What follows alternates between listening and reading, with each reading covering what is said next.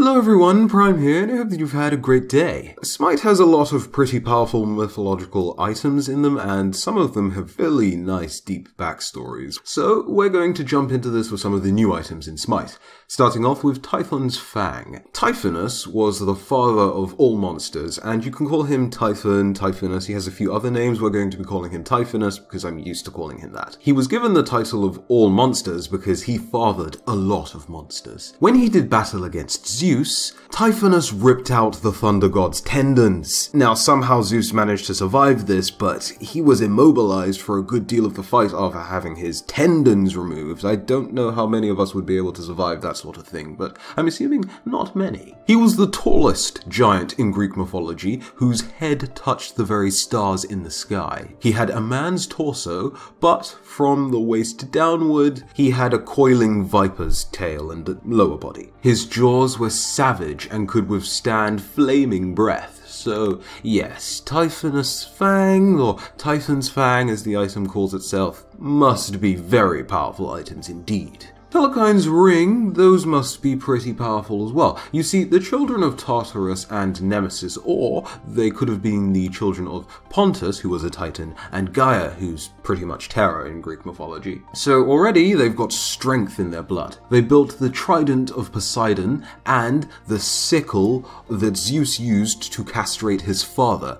So yes, they are quite skilled and dangerous beings indeed. And to build on this power that they had, they could shapeshift, create poisons, and spawn hailstorms and other weather effects. Suffice it to say that you probably wouldn't want to disturb them or get in the middle of their business. It probably wouldn't end well for you. However, they were slain by either Zeus, Poseidon, or Apollo, depending on the variation of the myth in which they are slain you're going with. Do I see it as being stronger than Typhon's Fang? Probably not, but it deserves a mention all the same. Now, the next item we're going to be talking about is from one of the children of Typhonus himself, and that's Hide of the Nemean Lion. During his trials, Hercules had to, in fact, do battle with the Nemean lion, and its hide was so strong that no weapon could pierce it.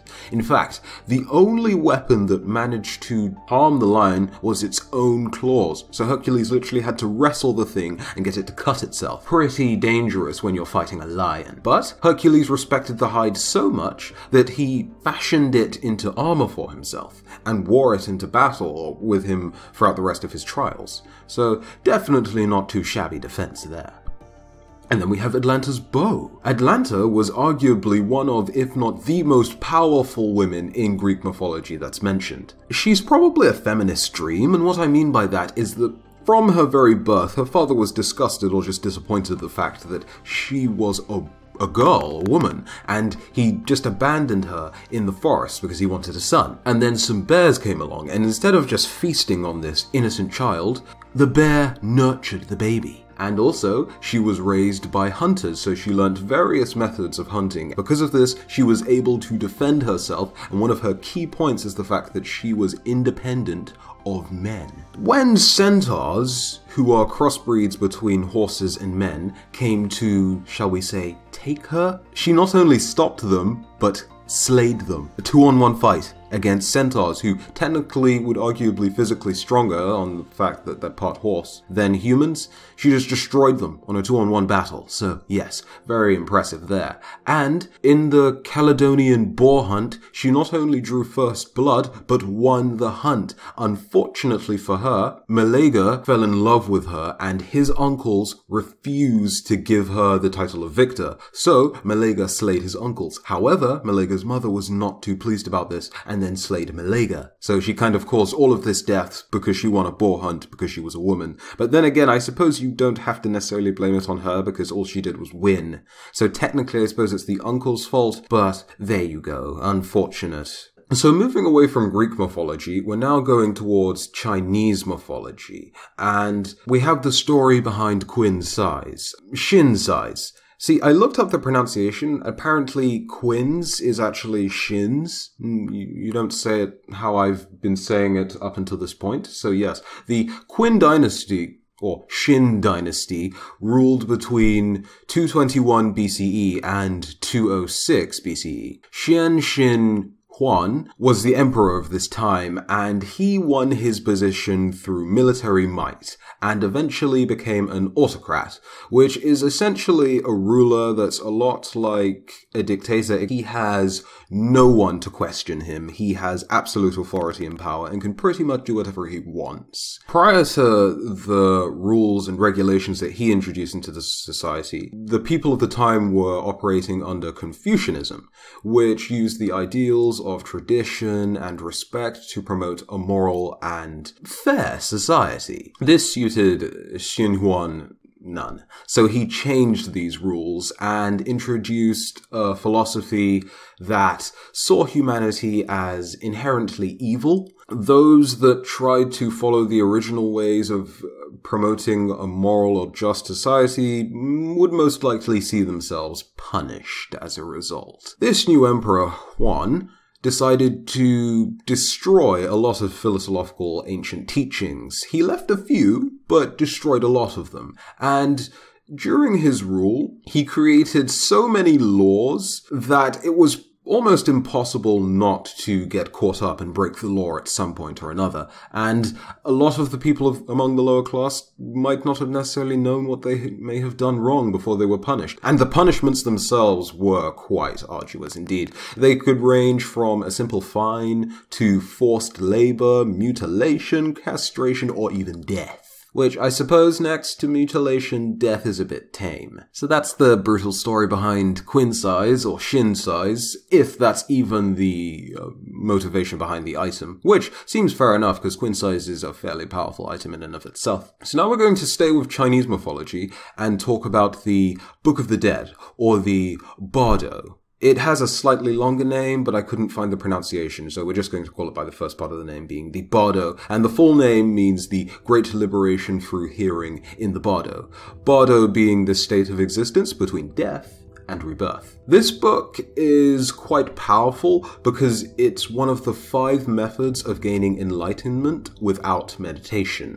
And enlightenment in and of itself is, well, the state of being enlightened, but that in Buddhism is the final blessed state that can be attained by humans or living beings. So in this state, negative feelings, desires, and all of the horrors of the world just don't really matter to you. This, in my opinion, is arguably the strongest item in Smite from a lore perspective, the Book of the Dead. However, there is just 2 problems I have with just naming this outright the strongest item in Smite, the Book of the Dead.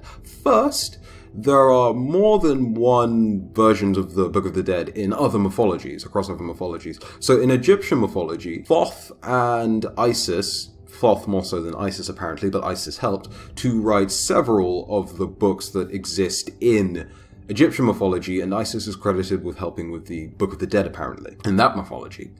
And that Book of the Dead, Thoth used it as a bit of a note to note down who in Egyptian mythology had died, when they died, how they died, things like that. Their names were put in the Book of the Dead. Thoth wrote several books of power, and if you were to read one of these books of power, of course you would gain power, but there is an ultimate book of power that Thoth wrote. And that, of course, is the Book of Thoth. Someone who read the Book of Thoth could find themselves being an omnipotent, omnipresent, perhaps even omnibenevolent being. Remarkably OP. And whilst Bardo, in and of itself, carries down the teachings and beliefs of the Buddha himself, the Book of Thoth, I feel, can rival that power because literally, Thoth in his Egyptian mythology is pretty much OP. So those 2, as to which one is stronger than the other, I'm not too sure, but both come with fairly strong deterrents to picking them up. So with the Egyptian mythology Book of Thoth, if you pick up that book as a mortal and start reading it and taking it away from the temple, you will see your loved ones die one by one until it is returned. And of course, it's a book, a hefty scripture. I'm sure that it's not going to be the simplest thing in the world to just unravel, read, and unlock all of the secrets of it. So you might need to have it for some time in order to unlock all of its secrets, assuming that you can even do that.